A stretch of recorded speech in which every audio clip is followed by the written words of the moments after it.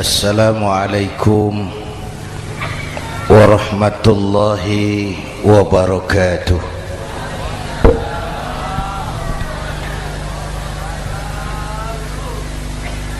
Alhamdulillahi wa kafa, wassalatu wassalamu ala sayyidina Muhammadin al-Mustafa wa ala alihi wa ashabihi ahli sidki wal wafa, amma ba'd. Para ulama, para habaib, para masyayikh yang saya muliakan, yang terhormat Bapak Kapolres dan Bapak Dandim, Sahibul Bait, segenap keluarga besar Pondok Pesantren Raudhatul Muta'allimin Al-Aziziyah, bapak-bapak, ibu-ibu, hadirin hadirat ma'asyiral muslimin yang saya cintai. Saya bersyukur dapat menghadiri haflah Maulidin Nabiil Karim, dan saya bangga dan terharu dengan keberadaan Pondok Pesantren Raudhatul Muta'allimin Al-Aziziyah ini. Sekarang ini banyak orang bisa memberi contoh, tapi sedikit orang bisa menjadi contoh. Memberi contoh itu mudah, tapi menjadi contoh itu yang sulit. Oleh karena itu, pada kesempatan ini kita ingin mengambil contoh bagaimana Rasul melaksanakan perjuangan. Apa modal utamanya? Saya sampaikan 3 sajalah, mudah-mudahan selesai 10 menit. Yang pertama, modal utama perjuangan baginda Rasul adalah akhlakul karimah. Memperbaiki akhlak dengan akhlak. Oleh karena itu, surah Madu sudah selesai. Dari dan ke Madura jadi lebih mudah. Bahkan Madura akan jadi daerah industri. Tetapi yang kita ingin, Madura tetaplah Madura. Akhlak tidak boleh berubah. Zaman boleh berubah, akhlak tidak. Masa boleh berganti, tapi keyakinan tidak boleh mati. Nah, soalnya adalah kepada siapa kita harus berakhlak. Kita itu kan harus berakhlak kepada dua. Kita harus berakhlak pertama kepada Allah. Ini yang terpenting. 13 tahun Rasul berjuang di Mekah hanya memperbaiki akhlak kepada Allah, menanamkan tauhid, meluruskan akidah, membangun keyakinan. 13 tahun di Mekah itu, dengan perhitungan kalau fondasi kuat, bangunan aman. Kalau fondasi melenceng, bangunan bengkok. Kalau fondasi rapuh, bangunan runtuh. Bangunan bagaimana fondasinya, orang hidup bagaimana imannya. Kekuasaan dan jabatan baru ada manfaatnya kalau dipegang tangan orang beriman. Kalau tidak, yang muncul Fir'aun. Harta baru terasa manfaatnya kalau dipegang tangan orang beriman. Itulah sebabnya bangsa kita ini bukan cuma perlu orang pintar, kita perlu orang benar. Bahkan di masyarakat lebih baik benar tidak terlalu pintar ketimbang pintar tapi tidak benar.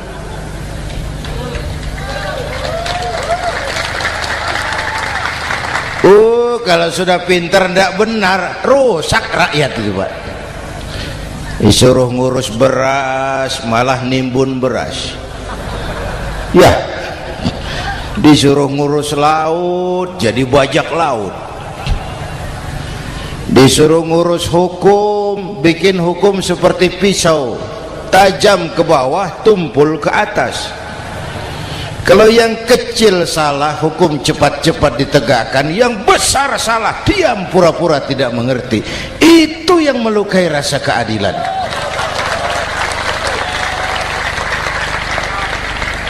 Mulai dari akhlak kepada Allah. Bagaimana cara berakhlak kepada Allah? Caranya dua. Pertama, jangan menyekutukannya dengan sesuatu pun. Yang kedua, jangan menyembah kecuali hanya kepadanya. Itu akhlak kepada Allah. Konsisten, disiplin. Saya bersaksi tiada Tuhan selain Allah, maka saya tidak akan menyembah kecuali hanya kepada Allah. Saya tidak akan takut kecuali hanya kepada Allah. Saya tidak akan minta tolong kecuali hanya kepada Allah. Saya tidak akan melarikan persoalan kecuali hanya kepada Allah. Saya bersaksi Nabi Muhammad utusan Allah, Nabi terakhir. Tidak ada Nabi sesudah Nabi Muhammad. Harga mati, titik. Disiplin. Ada yang mengaku jadi Nabi, wajib tidak percaya. Disiplin. Sekarang ini kan bangsa kita disiplinnya lemah. Korupsi agak sulit diberantas karena pejabat kita takut atasan tapi nggak takut Tuhan.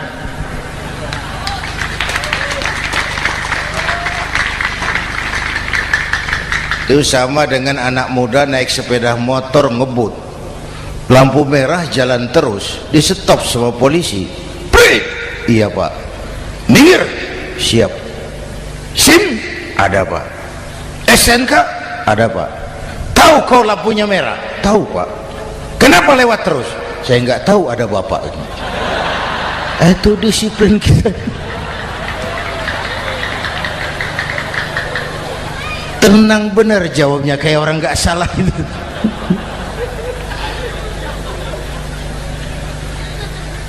Iman. Apalagi belakangan ini saya sering bilang gini Pak, ini humor tapi agak tasawuf. Orang yang paling tenang hidupnya itu tukang parkir. Coba lihat tukang parkir, walaupun mobil banyak, mereknya bagus-bagus, tidak pernah sombong. Tenang. Nanti mobil pergi satu demi satu, habis sama sekali, dia tidak sedih. Tenang. Mobil banyak tidak sombong, mobil habis tidak sedih. Apa rahasianya? Ternyata, nih tasawufnya di sini. Tukang parkir tidak merasa memiliki, tapi merasa dititipi. Wah, itu. Siapa saja yang merasa memiliki, bersiaplah kehilangan, dan itu menyakitkan. Tapi kalau merasa dititipi, jabatan, harta, anak, istri, semua titipan, hiduplah seperti tukang parkir. Pertama, titipan tidak boleh bikin kita sombong. Dititipi kok sombong, tidak pantas ya. Pak Zainuddin titip mobil ya, silakan. Yang punya mobil pergi, saya petatang peteteng. Tidak pantas dititipi kok sombong. Ada orang dititipi jabatan oleh Allah sombong. Dititipi sombong. Ada enggak pejabat sombong? Ada. Namanya Fir'aun. Itu pejabat-pejabat sombong anak buah Fir'aun semua. Dititipi harta oleh Allah jadi orang kaya, sombong sama tetangga, tidak mau kenal orang lain, kecil semua, jalan tidak injak tanah. kuntilanak. Yang kedua penting, titipan harus dijaga baik-baik. Kalau tidak, yang nitip marah. Yang nitip marah. Pak, titip sepeda motor, silakan.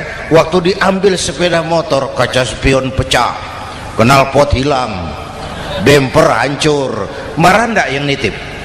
Marah. Saya kan titip, kenapa enggak dijaga baik-baik? Dititipi harta oleh Allah jadi orang kaya supaya bangun pesantren, bela yatim, santuni yang lemah. Pelitnya 17 setan. Yang nitip marah. Dititipi jabatan oleh Allah isinya korupsi saja, yang nitip marah. Nah, saya mau kasih lihat sekarang. Allah titip Indonesia. Allah titip Indonesia. Hai rakyat, ini Indonesia, aku titip, kata Allah. Sebentar, ada meja mau naik. Silakan Mas. Iklan. Ya, terima kasih. Jangan disangka kalau disediakan air teh pidatonya jadi lama. Dekorasi ini kok. Sampai mana tadi? Hai rakyat, ini Indonesia, aku titip, kata Allah. Ini negara besar dan kaya. Titipan ini ditebus dengan keringat, air mata, darah, dan nyawa. Ini bedanya. Malaysia memang merdeka tapi diberi Inggris. Singapura merdeka diberi Inggris. Indonesia merdeka, keringat, air mata, darah, dan nyawa. Ini negara aku titip, kata Allah. Ini negara besar dan kaya. Buminya subur. Di atas perut buminya segala tanaman hidup. Di bawah perut buminya ada gas, minyak, batu bara. Lautnya kaya, hutannya kaya. Kekayaan negeri ini harus digunakan bagi sebesar-besar kemakmuran rakyat. Itu amanat konstitusi. Disalahgunakan, dikorupsi, yang nitip marah. Yang nitip marah. Kalau dia marah, dia suruh makhluknya yang lain negur. Siapa? Merapi, Bromo, anak Krakatau. Itu Merapi demo, Pak. Kalau kita rakyat demo, anak buahnya Pak Danres turun. Tapi kalau Merapi demo, siapa yang mau ngatasi? Mbah Marijan. Selesai. Sekarang Mbah Marijan sudah kumpul sama Mbah Surip di alam barzah. Dia sudah ketemu dia. Kata Mbah Surip, tenang Mbah Marijan, tak gendong, aman sudah. Aman sudah. Saya mau bilang Merapi itu makhluk, Krakatau itu makhluk, Bromo itu makhluk. Tidak mungkin makhluk bergerak dengan sendirinya, pastilah ada yang menggerakkan. Maka baik-baiklah sama yang bikin angin supaya bertiupnya sesuai keperluan. Baik-baik dengan yang bikin air supaya datangnya sesuai kebutuhan. Baik-baik sama yang bikin gunung supaya meletusnya pelan-pelan.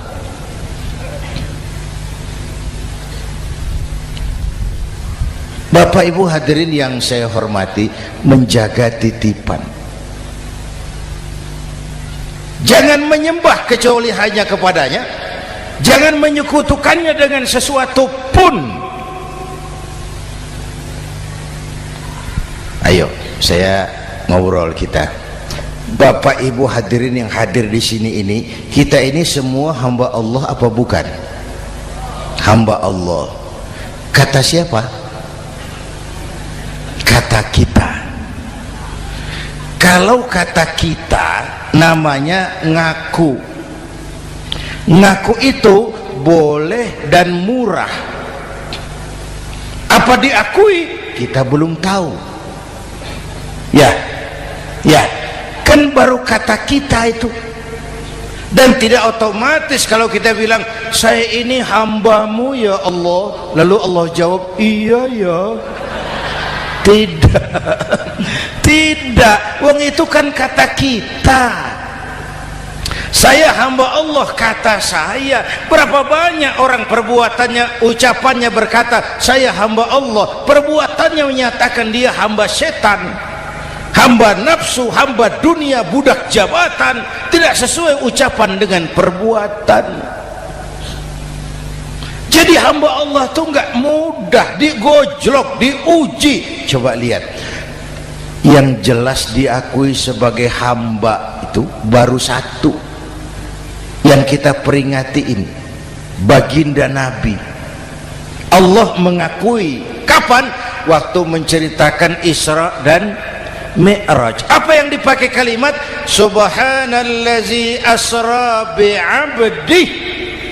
Maha suci Allah yang telah menjalankan hambanya. Hambanya.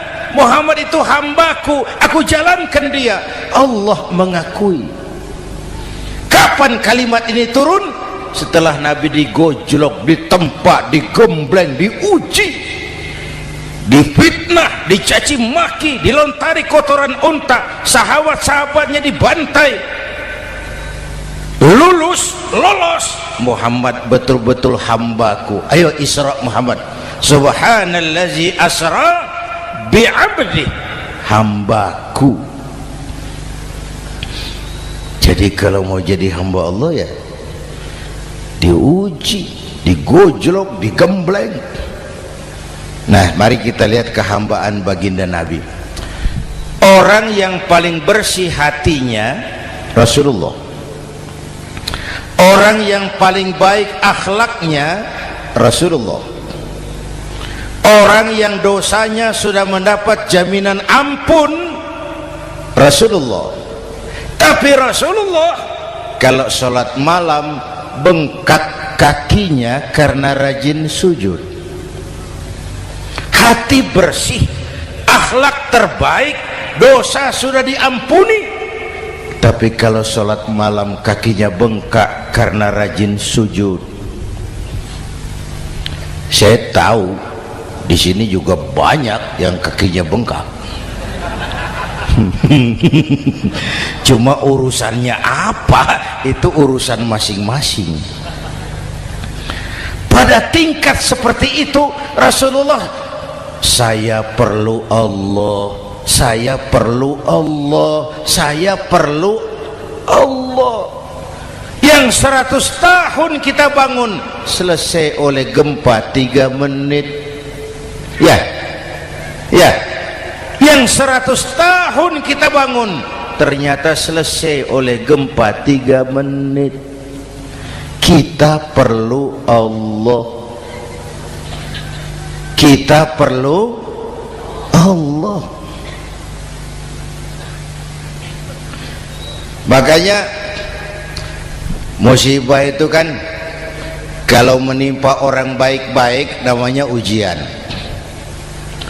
Kalau menimpa orang setengah baik itu paru-paru yang bikin malaikat bingung. Sholat rajin, maksiat tekun, baca Quran mau, fitnah orang hobi, ngaji nyolong jalan terus. Untung di sini nggak ada yang begitu. Di Jakarta banyak. Di sini insya Allah sama. Jakarta. Orang separuh-separuh seperti itu kalau dapat musibah itu namanya teguran, bukan ujian. Kenapa ditegur? Lalai.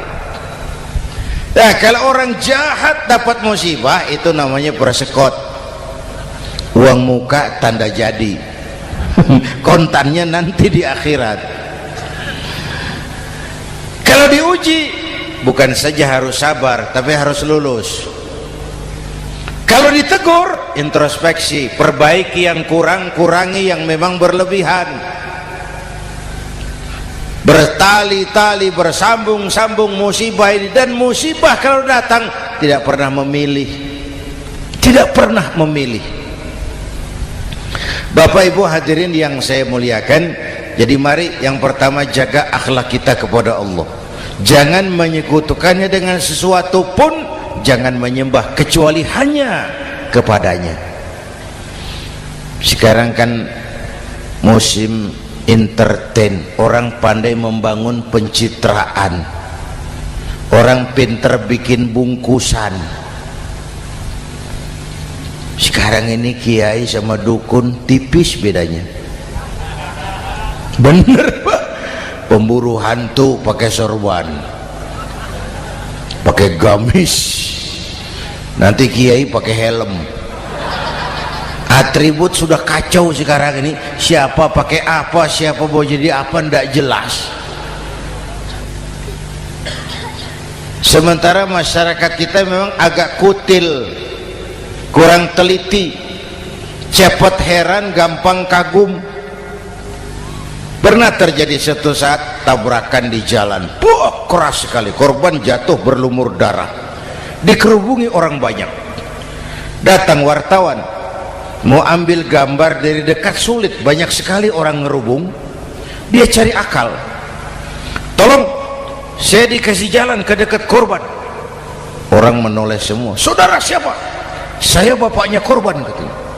Dia mengaku bapaknya korban. Ya orang minggir semua, minggir, ada bapaknya korban. Orang minggir semua, dia maju ke depan korban. Sampai di depan korban pucat mukanya itu wartawan. Kenapa? Yang ketabrak anak monyet, Pak. Dia sudah ngaku bapaknya korban.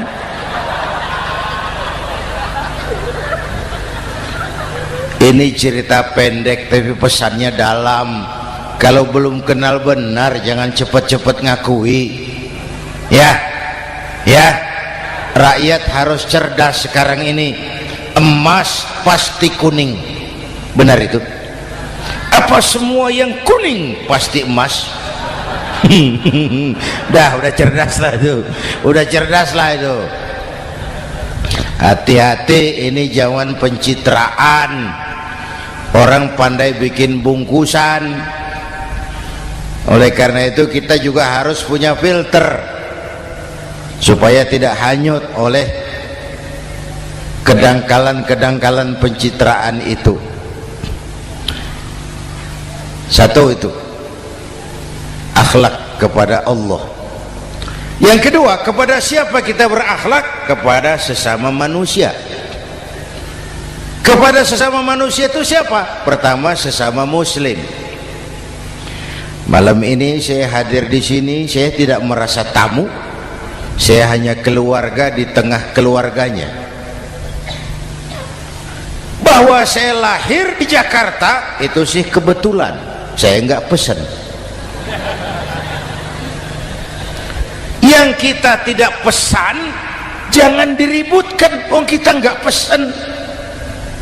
Warna kulit seperti ini kita nggak pesan. Dari suku apa lahir kita nggak pesan. Potongan seperti ini kita nggak pesan. Islam membebaskan manusia dari ras diskriminasi.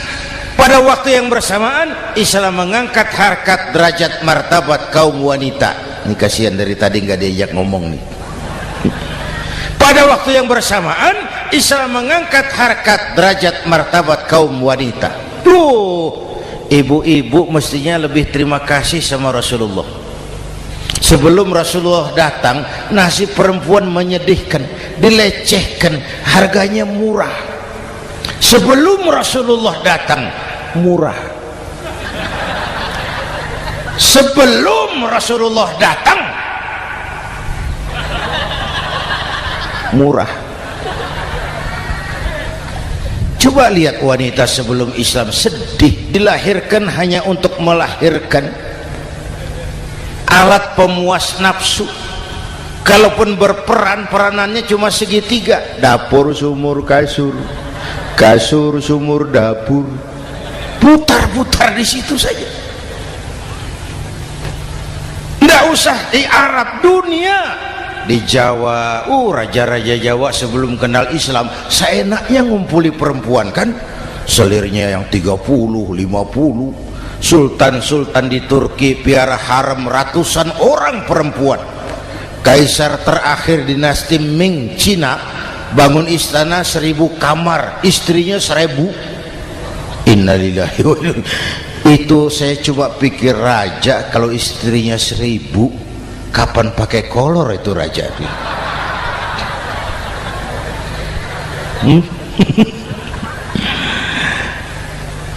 Rasulullah datang terenyuh, an-nisa imadul bilad, perempuan jangan diperlakukan begitu, perempuan tiang negara, kalau baik perempuan baik negara, kalau rusak perempuan hancur negara.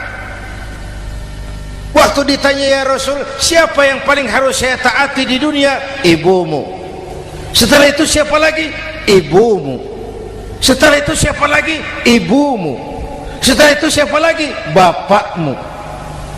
Menghargai perempuan, ibumu, ibumu, ibumu, bapakmu. Ibu 3 kali disebut, bapak 1 kali, ibu 3 kali, bapak 1 kali, ibu 3, bapak 1, 1 bapak. Gimana sih ngitungnya jadi kerok begini? Salah ngitungnya, salah.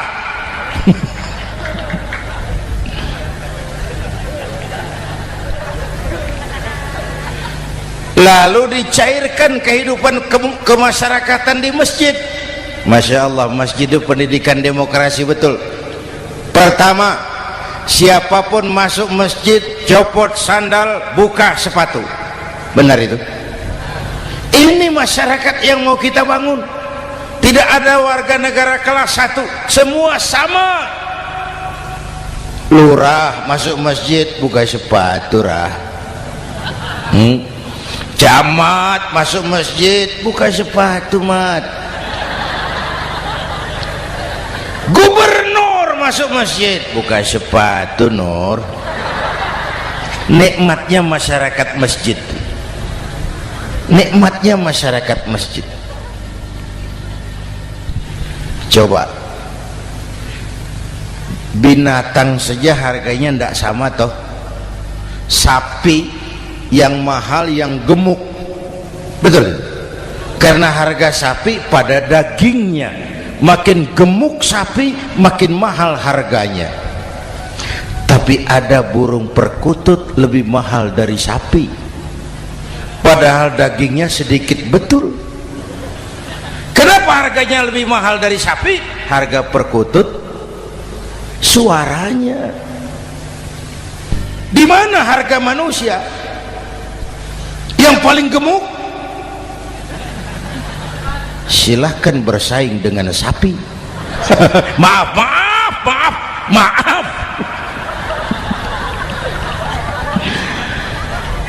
Inna akramakum indallah atqakum. Masyarakat masjid sudah copot sandal, buka sepatu, sudah masuk ke dalam sholat berjamaah. Kalau sudah ke dalam sholat berjamaah, tidak pernah kita usil dari mana orang datang, yang penting kemana dia menghadap. Itu masyarakat masjid. Dari mana kamu? Dari kidul, Pak, madhab ngulon. Kamu dari mana? Dari lor, Pak, madhab ngulon. Kamu dari mana? Dari kulon, madhab ngulon juga. Ini kan konsep bineka tunggal ika. Dari manapun orang datang, apapun warna kulitnya, dari suku apapun ia dilahirkan, kalau akidahnya sama, itu saudara kita. Lalu sholat berjamaah. Apa itu? Hidup bermasyarakat, berbangsa dan bernegara. Harus ada imam, harus ada makmum. Kenapa? Ini saya harus agak hati-hati, pakai sarung angin ini. Apa tadi ngomong apa saya? Sholat berjamaah, bermasyarakat, berbangsa dan bernegara. Ada imam, ada makmum. Siapa makmum? Kita ini rakyat. Siapa imam? Para pemimpin negara. Apa bedanya? Imam harus dipilih, makmum nggak usah. Coba baca kitab fikih yang setebal apapun, tidak ada bab pemilihan makmum. Nggak usah, makmum nggak usah dipilih. Orang buta boleh jadi makmum, orang bisu boleh jadi makmum, tukang mabuk boleh jadi makmum, tapi tidak tiap orang boleh jadi imam. Imam harus dipilih. Siapa yang jadi imam?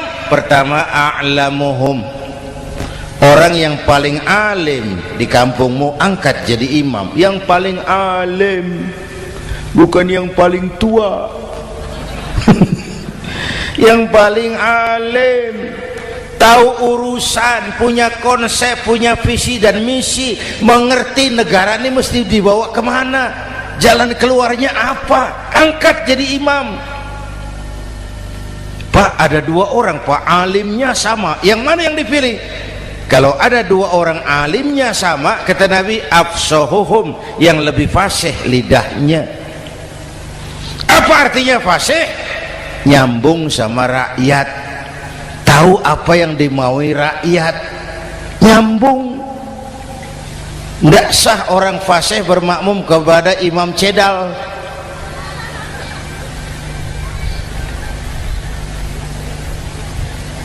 Kenapa Bu? Nyambung. Capek kalau punya imam gak nyambung sama makmum. Makanya kalau sudah jadi imam, pesan Nabi apa? Idza amma ahadukumun nasa falyukhaffif. Kalau kamu jadi imam, ringankan sholat kamu, jangan terlalu panjang. Itu makmum tidak sama kekuatannya. Ada yang tua renta, diri saja sudah gemetar. Ada makmum yang punya darah tinggi, kalau sujud lama kepalanya sakit. Ada makmum yang sudah janji habis sholat mau terima uang. Jangan kalau sudah jadi imam di kota, sholat isya berjamaah, rakaat pertama selesai Fatihah, Yasin, bubar makmum itu. Jadi imam jangan terlalu lama, kayak Husni Mubarak tuh kelamaan jadi imam 30 tahun, rakyat capek.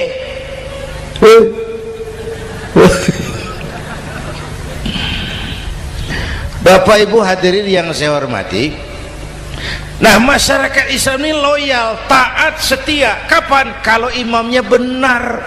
Imam takbir, makmum takbir, imam ruku', makmum ruku', imam i'tidal, makmum i'tidal, imam sujud, makmum sujud. Tapi masyarakat Islam tidak buta. Imam keliru, makmum wajib menegur. Ya, bagaimana negurnya? Mestinya ruku', imam sujud. Wah, keliru ini. Subhanallah, kan gitu. Itu aturan main. Tidak boleh imam keliru, makmum emosi, main pegang, mam, hoi salah, hoi, kacau sholat.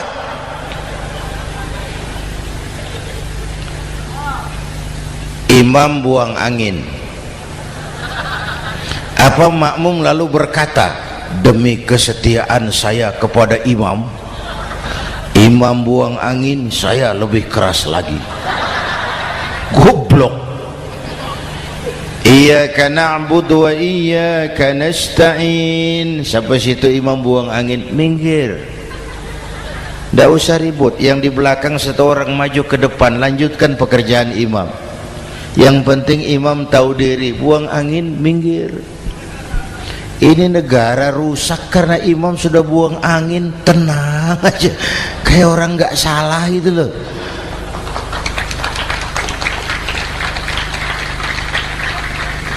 Selesai sholat dikasih tahu, imam tadi buang angin ya sedikit. Apa kalau nggak sedikit lalu nggak rusak sholat itu? Nah, dalam berjaga akhlak kepada sesama, ayo kita jaga kesatuan, persatuan, kerukunan, kekompakan. Ini pesantren Raudhatul Muta'allimin Al-Aziziyah, ini aset kita. keberadaannya, pengembangannya, kelangsungannya, bukan sekedar tanggung jawab pengurusnya, tanggung jawab kita sesuai dengan bidang dan kemampuan masing-masing. Yang punya jabatan bantu dengan wewenangnya, yang punya harta bantu dengan uangnya, yang punya tenaga bantu dengan tenaganya, yang bisa doa bantu dengan doanya, yang tidak bisa apa-apa bantu dengan diam. Diam saja lumayan loh itu membantu. Bapak Ibu hadirin yang saya hormati, saya ingat almarhum Panglima Besar Sudirman pernah bilang, kamu itu kalau mau menang harus kuat, kalau mau kuat harus bersatu, kalau mau bersatu hidupkan semangat silaturahmi. Mau menang harus kuat, mau kuat harus bersatu, mau bersatu hidupkan silaturahmi. Bapak Ibu hadirin, rukun antar umat seagama. Beda pendapat boleh, marah jangan. Kalau di Jakarta kan sekarang lagi musim apa itu wahabi yang bid'ah, sedikit bid'ah itu. Saya sih bilang yang suka tahlil bagus, terusin. Yang nggak suka tahlil nggak apa-apa, tapi jangan mencaci maki yang suka tahlil.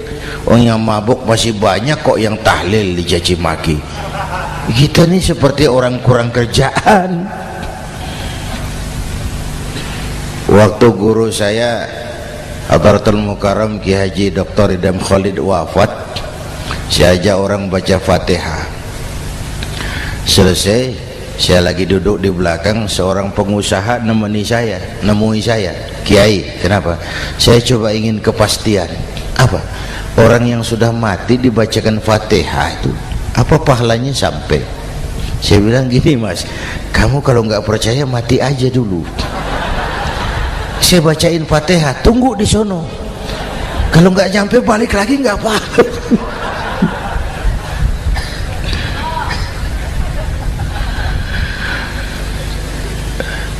Depan rumah saya itu ada masjid, Pak, pakai beduk seperti itu. Ada teman saya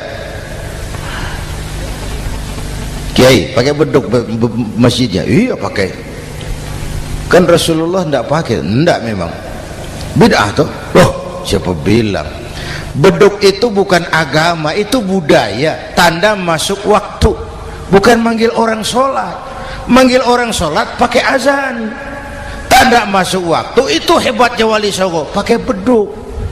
Kalau nggak mau pakai beduk boleh teriak-teriak juga boleh. Pogreb boleh. Tapi Wali Songo kan bijaksana, pakai beduk saja, sekali pukul satu desa dengar. Itu bijaksananya dakwah Wali Songo. Kalau beduk dianggap bid'ah, miskin kita. Itu budaya. Seperti sepeda motor, itu budaya. Kalau nggak mau pakai beduk boleh teriak-teriak juga boleh. Pogreb boleh. Tapi Wali Songo kan bijaksana, pakai beduk saja, sekali pukul satu desa dengar. Itu bijaksananya dakwah Wali Songo. Kalau beduk dianggap bid'ah, miskin kita. Itu budaya. Seperti sepeda motor, itu budaya. Kalau beduk dianggap bid'ah, sepeda motor bid'ah tuh. Rasulullah nggak pakai, jual, beliin unta.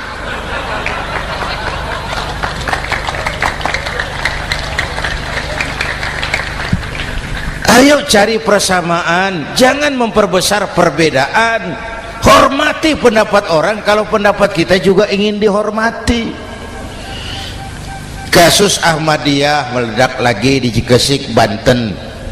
Lalu pendekar-pendekar HAM menganggap itu tirani, mengganggu kebebasan beragama. Dia lupa bahwa Ahmadiyah masalahnya bukan kebebasan beragama, tapi penodaan terhadap agama.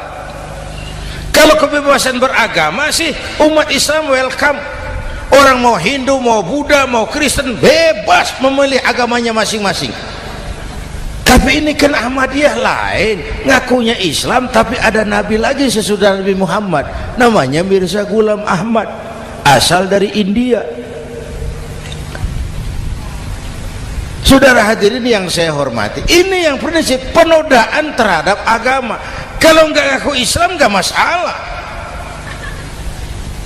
Supaya mau aman caranya cuma dua, Ahmadiyah jadi agama sendiri, karena Malaysia sudah melarang, Brunei sudah, Rabithah Alam Islami menyatakan aliran sesat, Saudi Arabia melarang pengikut Ahmadiyah pergi bikin haji, dia dianggap non muslim. Cuma memang pemerintah kita nggak tegas. Kalau dari dulu dinyatakan dilarang, nggak akan ada lagi kasus-kasus seperti itu.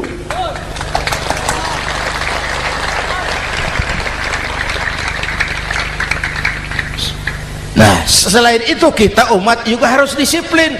Coba sudah berapa banyak nabi bermunculan di Indonesia.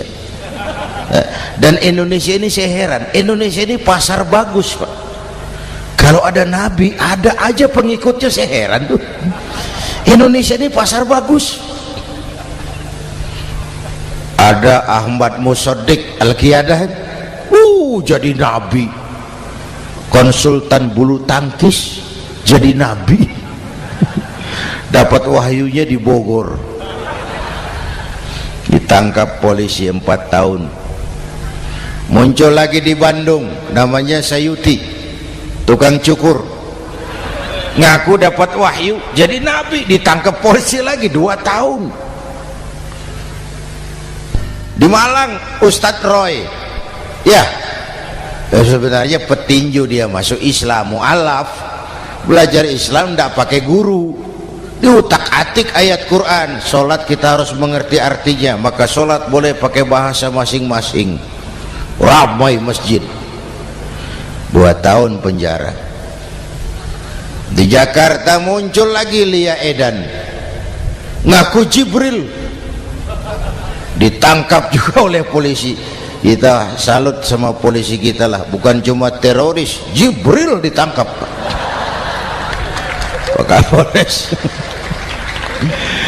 Saya bilang sama teman-teman polisi, untung dia ngaku Jibril, Pak. Coba kalau dia ngaku Israel, lebih gawat itu.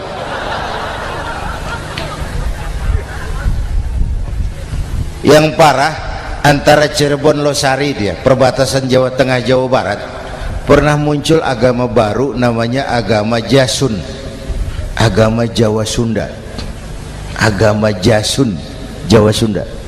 Yang jadi nabi Tugimin. La haula wala quwata. Saya bilang ini jangan jadi nabi, jadi kiai juga nggak angker ini.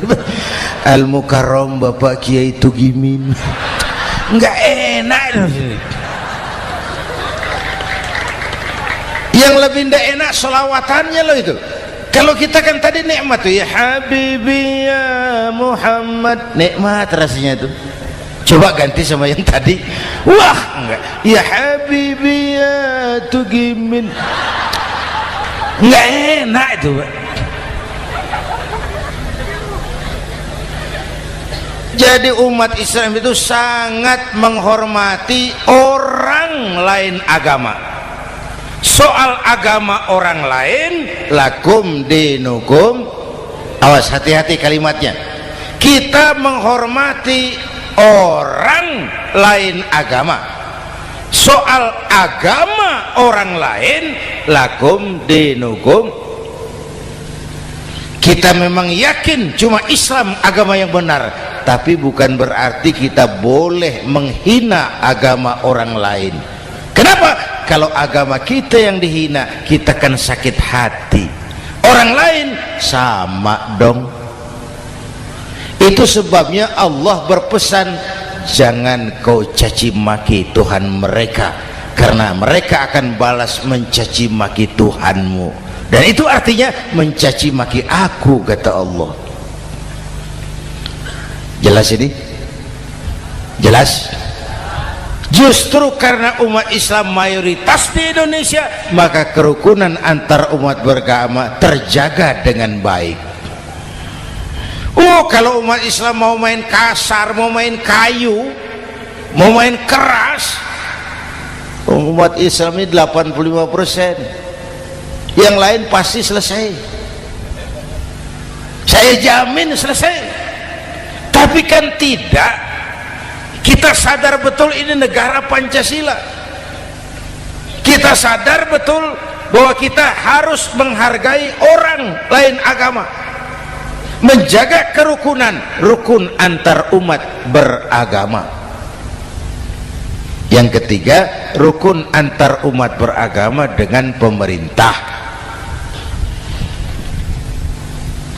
Dulu kiai saya bilang, sultanun zulum khairum min fitnatin tadum. Pemerintah yang jelek pun sebenarnya masih lebih lumayan ketimbang tidak ada pemerintahan, kalau itu ukurannya. Coba umpama nanti Pak SBY sudah terlalu pusing, lalu pengumuman jam 000, seluruh rakyat Republik Indonesia saya umumkan mulai malam ini tepat jam 000 pemerintah bubar. Ayo bayangkan seperti apa kita tanpa pemerintah. Hukum rimba, yang kuat menekan yang lemah, yang kaya merampok yang miskin. Rumah saudara dirampok, lapor ke polisi, kata Kapolres, maaf polisi baru bubar. Hak asasi diinjak-injak, lapor ke pengadilan, pengadilan bubar. Masih ada pemerintah saja yang kuat suka menekan yang lemah, apalagi kalau tidak ada pemerintah. Karena itu ulama dan umarok dua pilar utama. Kalau kuat keduanya, kuatlah masyarakat. Kalau rapuh keduanya, maka rapuhlah juga masyarakat. Bapak Ibu hadirin yang saya hormati, ini yang kedua, kita harus berakhlak kepada sesama. Yang ketiga, kepada siapa kita harus berakhlak? Kenapa? Iya, saya cuma lihat jam. Yang ketiga, kepada siapa kita harus berakhlak? Kita ini harus berakhlak kepada makhluk Allah yang lain di luar manusia. Kepada air kita harus berakhlak loh Pak. Saya dulu remaja ngaji fikih, kiai ngajar makruh buang air kecil di tanah yang berlubang. Saya protes, kenapa makruh kiai? Pertama, untuk kesehatan. Siapa tahu di lubang yang kau kencingi ada gas beracun. Kalau tidak kiai, kalau tidak maka artinya kau harus melindungi binatang yang ada di dalam lubang. Siapa tahu di lubang yang kamu kencingi ada semut sedang rapat membahas masalah Mesir. Apa dosanya lalu mati dikencingi? Ini namanya rahmatan li semut. Bapak Ibu hadirin yang saya hormati, ada hadis sederhana, faiza zabahtum fa ahsinu zibhata. Kalau kamu menyembelih hewan, sembelihlah dengan cara yang terbaik. Jangan nyembelih ayam pakai pisau tumpul, itu namanya tidak berperi kebinatangan. Kepada ayam kita berakhlak, kepada pohon kita berakhlak, kepada air kita berakhlak. Kenapa sekarang alam tidak seramah dulu? Karena kita juga tidak ramah kepada alam. Kenapa sering terjadi banjir? Karena tempat air kita kurangi. Dia bingung mau ke mana. Air nggak punya tempat. Akhirnya masuk ke rumah kita juga. Masuk dalam zoharul fasadu wal fil barri wal bahri bima kasabat aydin nas. Karena kita tidak berakhlak kepada lingkungan. Bapak Ibu hadirin yang saya hormati, jadi itu yang pertama, modal utama perjuangannya akhlakul karimah. Mau sukses, utamakan akhlak. Industrialisasi boleh terjadi di Madura, jalan berhotmik licin, oke, listrik masuk desa, alhamdulillah, tapi akhlak jangan berubah, akidah jangan goyah.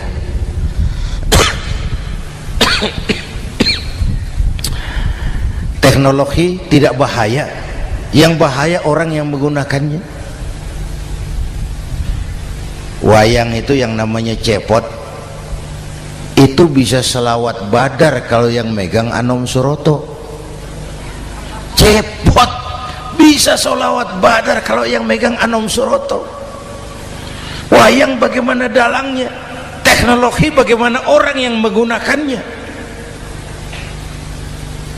Satu. Yang kedua, yang kita contoh dari baginda Rasul, beliau itu sejak kecil tidak dimanjakan, Pak. Lahir ke dunia tidak sempat melihat wajah bapak. Umur 6 tahun ditinggal ibu. Umur 9 tahun ngembala kambing, berniaga ke Syam. Syam itu Syria sekarang. Umur 9 tahun bisnis lintas negara dari Saudi ke Syria. Remaja tidak dimanjakan, kerja keras, peras keringat, banting tulang, tidak ada pekerjaan halal yang hina.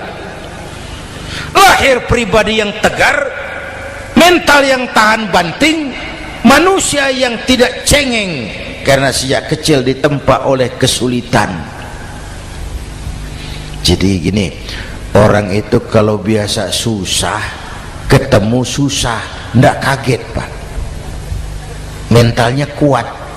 Saya santri biasa makan kangkung, datang ke rumah teman dikasih kangkung, loh makanan saya ini, dikasih daging ayam, nambah. Orang tuh kalau biasa susah enak. Saya santri biasa tidur di masjid, disuruh nginep di hotel, pules, Pak. Tapi yang biasa tidur di hotel suruh nginep di masjid, encok. Hidup ini perjuangan, mau sukses harus berani susah. Jangan seperti dulu nih cerita santri. Ada santri beternak lebah, ambil madunya itu. Satu hari dia mau periksa sarang lebah, naik ke pohon pakai tangga, pakai sarung biasanya santri. Dia lupa tidak pakai celana dalam, naik pohon periksa, entah bagaimana terpegang sarang lebah itu, berhamburan lebahnya keluar, salah satu masuk ke sarungnya, tergigitlah Al-Mukarramnya itu. Dia menjerit, aduh, jatuh berguling ke bawah. Sudah lama jatuh, dia buka sarungnya, dia lihat bengkak. Karena bengkak kan jadi besar, senang juga dia. Dia berdoa, ya Allah, hilangkan sakitnya, biarlah bengkaknya. Ini kan, ini doa orang nggak konsekuen. Bengkak dan sakit itu paket. Mau bengkak ya harus berani sakit. Masa sakitnya bengkaknya mau, sakitnya nggak mau. Itu satu itu. Yang kedua, kita ini sering kalau punya cita-cita sering seperti rapat tikus. Satu hari sekelompok tikus rapat paripurna tikus untuk mengantisipasi bahaya kucing. Bagaimana supaya kucing itu jangan lagi mengganggu kita? Akhirnya ada yang mengusulkan begini, bagaimana kalau di leher kucing kita gantungkan lonceng, supaya kalau dia datang dari jauh suaranya sudah kedengaran dan kita bisa lari menyelamatkan diri. Wah, cerdas dia. Setuju, setuju semua, setuju, bagus. Nah, oke. Waktu pembicaraan dilanjutkan, tikus mana yang mau menggantungkan lonceng ke leher kucing? Rapat bubar. Setuju, akur, iya. Waktu bekerja selesai. Bapak Ibu hadirin yang saya hormati, terutama anak-anak saya, para santri, remaja, pemuda. Hidup ini persaingan. Bapakmu tamat SD, nak, kau sarjana. Bapakmu cuma jadi RT, nak, kau camat. Bapakmu tukang tambal ban, kau harus punya pabrik ban. Anak saya pertama dulu, saya titip mondok di Tebu Ireng. Tahun pertama pulang saya kontrol, sini kau, apa hasilmu setahun di pesantren? dia sodorkan saya sebuah piagam penghargaan juara lomba pidato di pondoknya. Saya heran, ini anak di rumah jarang ngomong, kok bisa jadi juara pidato? Saya tanya, kamu bisa pidato, apa yang dipidatoin? Dia bilang, kan kaset ayah dihafalin gitu. Ya saya ketawa juga, waktu itu dia masih anak-anak. Baiklah, tapi apa cita-citamu? Saya kepengen seperti ayah. Wah, kau ini salah. Kalau aku ayahmu di matamu menurutmu hebat, mestinya kau 10, 100, 1000 kali lebih hebat dari orang-orang yang kau anggap hebat, karena tantanganmu akan lebih berat dari tantangan yang aku hadapi sekarang. Kalau kau sama dengan aku, kau ditinggalkan zaman karena kau tidak mampu menjawab tantangan zamanmu. Bapak Ibu hadirin yang saya hormati, persaingan tajam, tantangan makin berat. Oleh karena itu diperlukan semangat yang dicontohkan Nabi. Kerja keras, peras keringat, banting tulang. Tidak ada pekerjaan halal yang hina. Sejak kecil ditempa oleh kesulitan. Asal jangan seperti saya tadi ngobrol sama teman-teman, sekarang ini di negara kita banyak politisi miskin negarawan. Pejabat-pejabat kadang-kadang kalau ngelihat rakyat tuh komentarnya nggak berpihak kepada rakyat. Saya ingat waktu Mentawai dihantam gempa, Nias hancur, infrastruktur hancur, rumah rakyat luluh lantak. Ketua DPR Pak Marzuki Ali bilang, bagaimana itu rakyat? Ya itu resikonya punya rumah di pinggir laut. Waduh, ini bukan komentar pemimpin, rakyat lagi susah kok dibilang kayak gitu. Saya prihatin dengan ucapan kayak gitu. Waktu cabai 100.000, di sini berapa sekarang? Sama ya. Waktu cabai mahal, ada pejabat bilang, rakyat suruh nanam cabai aja di halaman rumahnya. Ini kan nggak solutif dan nggak cerdas. Cabai naik, rakyat suruh nanam cabai. Nanti beras naik, rakyat suruh nanam padi. Yang saya khawatir kalau telur mahal, apa rakyat suruh betelur gitu? Ini kan nggak cerdas dan nggak solutif. Bapak Ibu hadirin yang saya hormati, apalagi tadi sudah saya bilang di awal, kita ini bangsa yang ditempa oleh kesulitan. Mau merdeka saja dengan keringat, air mata, darah dan nyawa. Kita tidak boleh cengeng menghadapi kesulitan ini. Tegar, tahan uji, tahan banting, dan seterusnya. Itu hal yang kedua. Yang ketiga, terakhir, Rasulullah itu sosok yang ibadahnya luar biasa. Tadi sudah saya jelaskan sebagian. Ibadahnya luar biasa. Ayo kita bantu keamanan negeri kita ini. Dengan apa? Istighfar. Wa ma kana Allahu mu'adzibahum wa hum yastaghfirun. Allah tidak akan turunkan bencana selagi di tengah mereka masih banyak orang-orang yang istighfar. Rasulullah yang dosanya sudah diampuni sehari 100 kali istighfar. Ayo kita ngobrol ini. Pak, saya ini Zainuddin ini, kalau mengharap masuk surga dengan amal yang saya kerjakan sendiri, rasa-rasanya tipis harapan. Bener. Sholat saya berapa banyak saya tahu, sedekah saya berapa duit saya tahu, dosa saya berapa banyak saya tahu. Lalu saya baca sejarah, Nabi Adam dosanya 1, makan buah khuldi, dikeluarkan dari surga. Nabi Adam dosanya 1, dikeluarin. Kita dosanya banyak, kepengen masuk. Ini nggak nyambung ini. Nabi Adam dosanya 1, dikeluarin dari surga. Kita dosanya banyak, kepengen masuk. Nggak nyambung. Apa yang bikin saya besar hati? Apa yang bikin saya optimis? Ada dua, Pak. Pertama yang disebut rahmat Allah, yang kedua disebut syafaat Rasulullah. Dua itu, Pak. Oh, kalau kita ini insya Allah nanti sampai ke surga, amin, amin.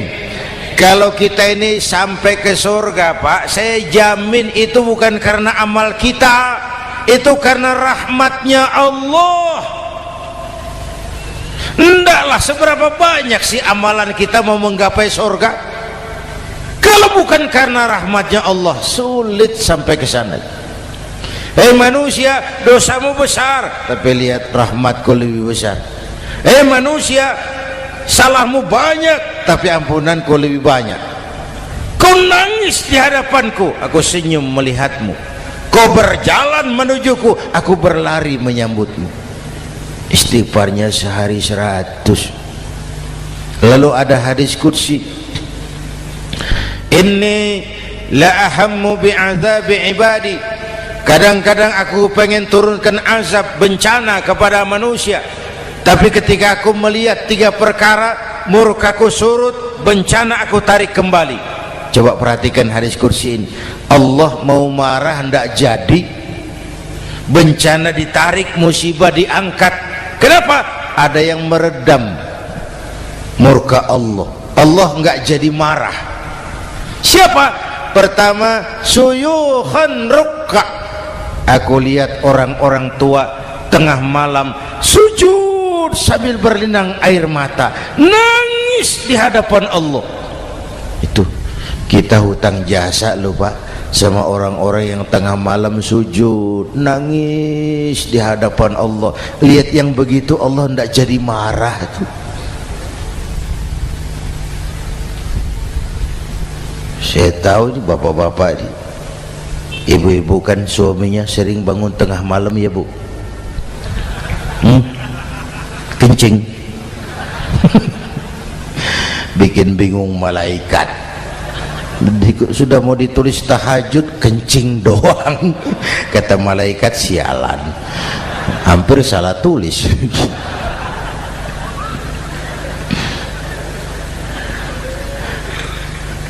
Aku lihat orang tua tengah malam sujud sambil berlinang air mata.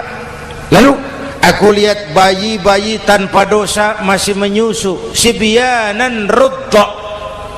Bayi-bayi tanpa dosa masih menyusu, suci bersih, belum ternoda. Wa bahaiman rudda. Dan aku lihat binatang ternak melata mencari makan, kambing mudah cari rumput, alam terjaga keasriannya. Bagaimana bencana enggak mau nambah? Kita mengamalkan hadisnya juga terbalik. Yang diminta itu orang tua tengah malam sujud, bayi tanpa dosa nyusu.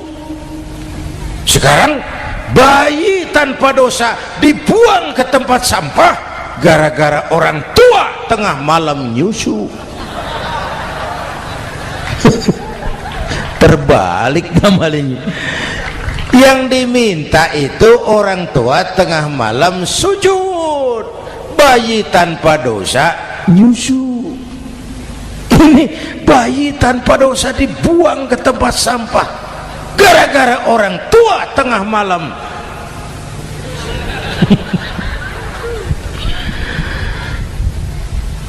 Bapak Ibu hadirin yang saya hormati, rahmat Allah kita perlu. Yang kedua, syafaat Rasulullah. Mari saya cerita syafaat sedikit.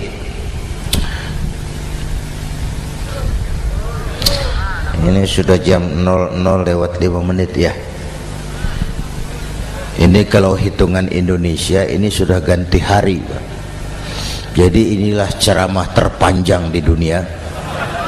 Bayangkan saya pidato dari hari Selasa sampai hari Rabu.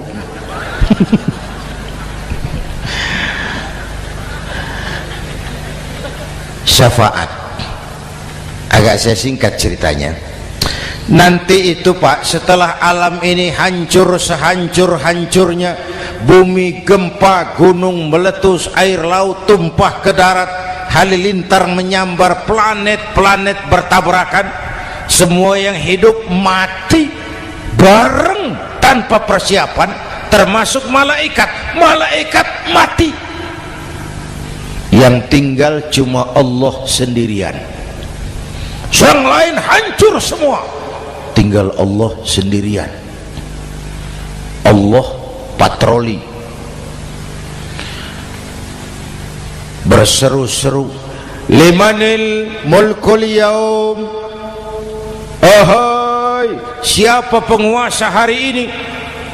Mana Fir'aun yang ngaku Tuhan, nongol kalau memang Tuhan. Mana Abrahat, mana Namrus, mana itu Benito Mussolini, mana itu Adolf Hitler, mana itu Hosni Mubarak.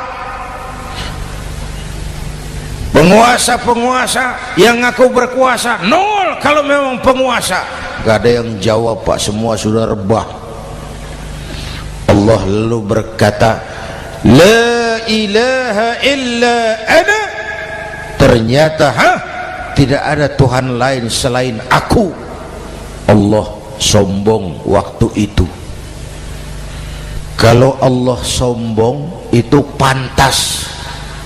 Hadis qudsi mengajarkan al-kibriya'u libasi, sombong itu pakaianku, kata Allah. Cuma aku yang pantas pakai. Kamu manusia nggak pantas pakai pakaianku, kebesaran. Pakaian Allah mau dipakai, sombong itu pakaian Allah, cuma Allah yang pantas pakai. Nanti itu yang pertama dihidupkan bukan kita, malaikat dihidupkan lebih dulu. Tiupan pertama, malaikat hidup semua, diatur panitia akhirat. Yang nyambut tamu siapa, yang pimpin marawis siapa.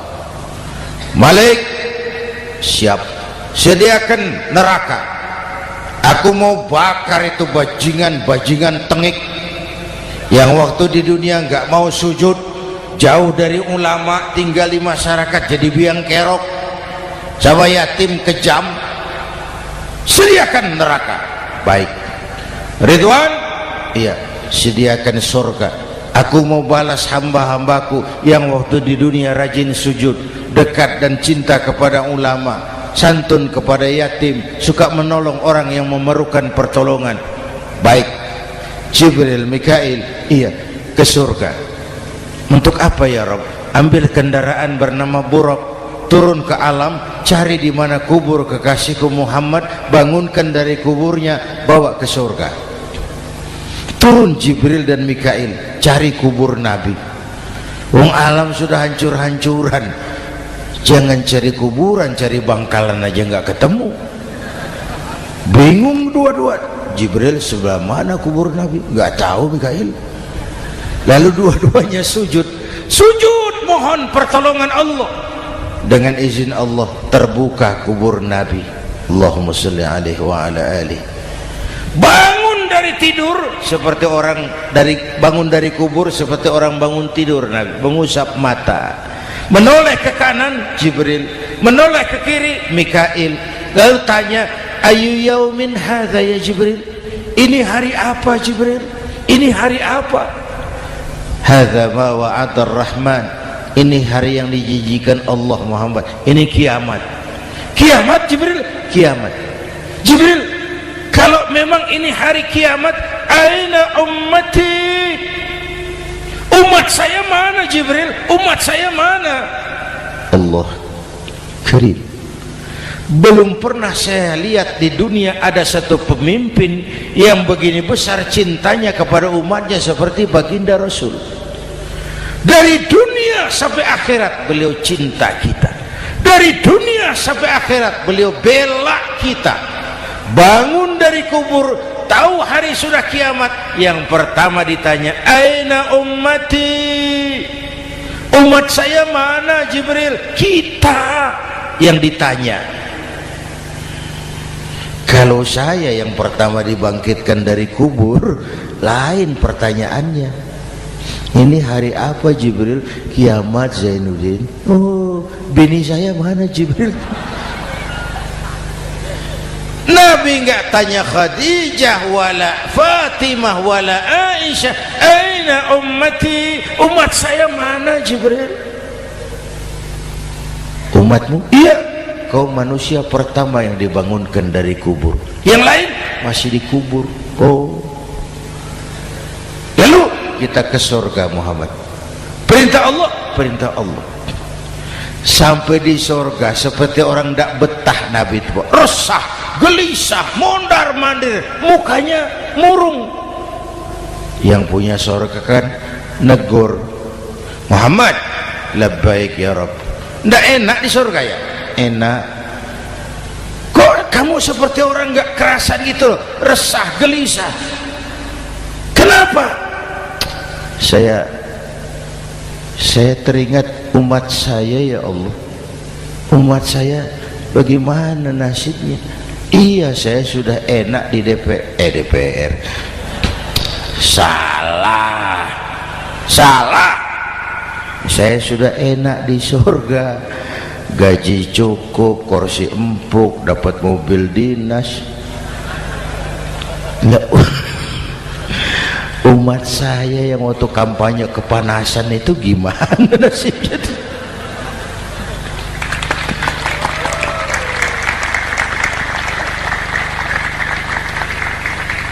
Makanya dulu di Senayan, di depan kantor DPR tuh banyak tukang kaca jualan di situ. Saya bilang ini tukang kaca pintar dagangnya di situ. Pas, maksudnya supaya yang mau berkantor di situ ngaca dulu. Ya, wakil lurah pasti tidak lebih tinggi dari lurahnya. Wakil camat tidak lebih tinggi dari camatnya. Ini kenapa wakil rakyat kok selalu lebih tinggi dari rakyatnya?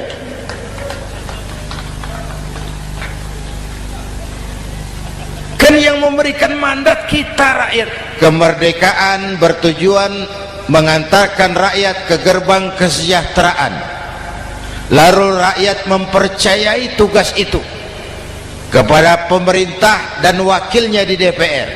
Saya percayakan kamu mengantarkan rakyat ke gerbang kesejahteraan. Itu amanat Undang-Undang Dasar.